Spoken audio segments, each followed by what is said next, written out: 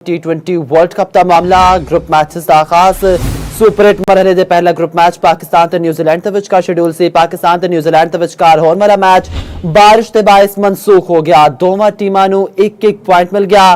पाकिस्तान ने टॉस जीत के पहले बैटिंग दा फैसला कीता सी।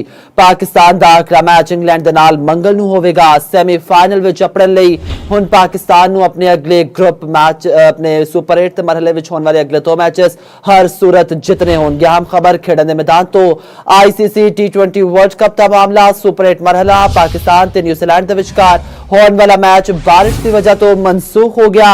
दोवां टीमां नूं एक-एक पॉइंट लग गया। पाकिस्तान ने टॉस जीत के पहले बैटिंग दा फैसला कीता सी। पाकिस्तान दा अगला मैच इंग्लैंड दे नाल मंगल नूं होवेगा। सेमीफाइनल विच अपड़न लई सुपर 8 मरहले दे अगले दो मैच पाकिस्तान नूं हर सूरत जितने होणगे।